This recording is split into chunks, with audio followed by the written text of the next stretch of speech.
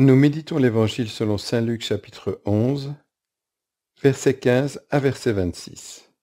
En communion perpétuelle avec le Seigneur. En ce temps-là, comme Jésus avait expulsé un démon, certains dirent « C'est par Béelzéboul, le chef des démons, qu'il expulse les démons ». D'autres, pour le mettre à l'épreuve, cherchaient à obtenir de lui un signe venant du ciel. Jésus, connaissant leurs pensées, leur dit « Tout royaume divisé contre lui-même devient désert, ses maisons s'écroulent les unes sur les autres. Si Satan lui aussi est divisé contre lui-même, comment son royaume tiendra-t-il? Vous dites en effet que c'est par Béelzéboul que j'expulse les démons, mais si c'est par Béelzéboul que moi je les expulse, vos disciples, par qui les expulsent-ils? Dès lors, ils seront eux-mêmes vos juges. En revanche, si c'est par le doigt de Dieu que j'expulse les démons, c'est donc que le règne de Dieu est venu jusqu'à vous. Quand l'homme fort et bien armé garde son palais, tout ce qui lui appartient est en sécurité. Mais si un plus fort survient et triomphe de lui, il lui enlève son armement auquel il se fiait, et il distribue tout ce dont il l'a dépouillé. Celui qui n'est pas avec moi est contre moi. Celui qui ne rassemble pas avec moi disperse. Quand l'esprit impur est sorti de l'homme, il parcourt des lieux arides en cherchant où se reposer. Et il ne trouve pas. Alors il se dit, je vais retourner dans ma maison d'où je suis sorti. En arrivant, il la trouve balayée et bien rangée, alors il s'en va. Et il prend d'autres esprits encore plus mauvais que lui au nombre de 7. Ils entrent et s'y installent. Ainsi, l'état de cet homme-là est pire à la fin qu'au début. Prière. Garde-moi, mon Dieu. J'ai fait de toi mon refuge. J'ai dit au Seigneur, tu es mon Dieu. Je n'ai pas d'autre bonheur que toi. Toutes les idoles du pays, ces dieux que j'aimais, ne cessent d'étendre leurs ravages et l'on se rue à leur suite. Je n'irai pas leur offrir le sang de sacrifice.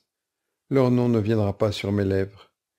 Seigneur, mon partage et ma coupe, de toi dépend mon sort.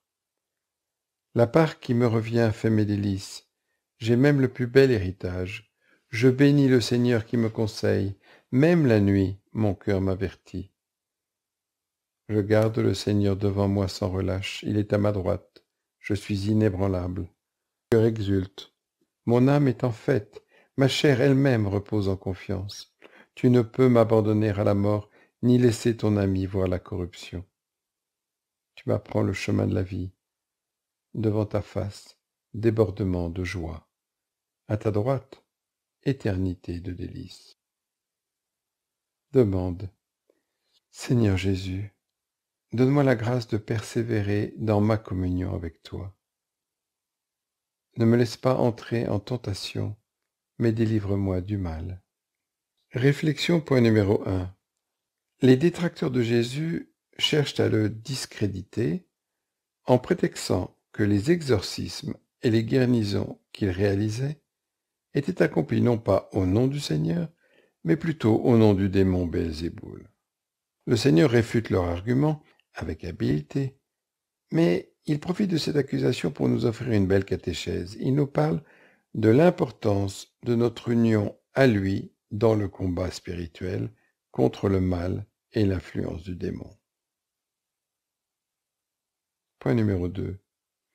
Tout comme les démons qui ne peuvent pas persister dans le combat spirituel s'ils sont divisés, de même, nous ne pourrons pas non plus persévérer dans la vie de la grâce et le combat spirituel si nous ne sommes pas unis au Christ.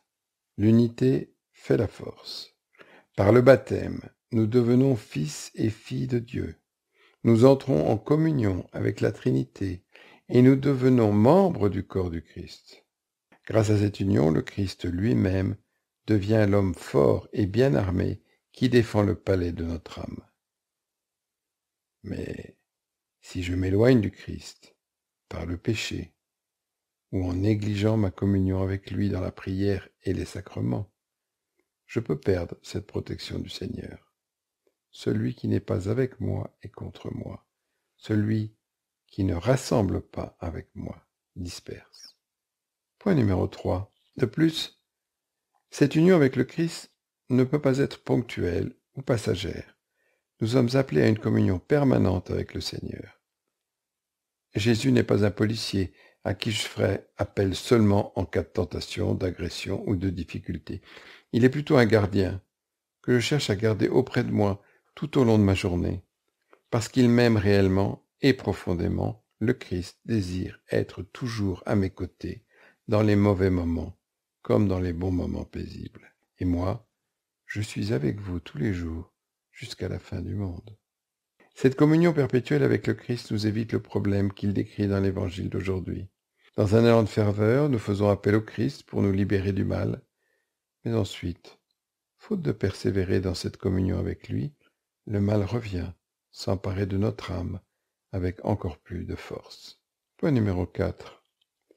En cette fête de Notre-Dame du Rosaire, nous reconnaissons le rôle insigne de la Sainte Vierge Marie dans notre sanctification, mais aussi dans notre combat spirituel contre le mal. Par sa communion très étroite avec son Fils Jésus, notre Mère du ciel nous défend contre le mal et l'influence du démon, et nous aide à persévérer dans notre communion avec le Seigneur. Dialogue avec le Christ. Seigneur Jésus, merci. Merci de m'avoir créé pour cette communion permanente avec toi. Je désire t'avoir à mes côtés à tout instant, afin de jouir de ta douce compagnie et recevoir ta protection contre le mal, le péché, la tentation et les influences du démon. Sois l'homme fort qui défend le palais de mon âme. Aide-moi à persévérer dans cette communion avec toi en rejetant le péché, mais surtout en cherchant ta présence et ton amour dans la prière, les sacrements, la lecture de ta parole et la charité fraternelle. Résolution. Je prendrai un moment pour m'unir au Christ dans la prière ou prier le chapelet, pour demander à la Vierge Marie de me soutenir dans mon combat spirituel.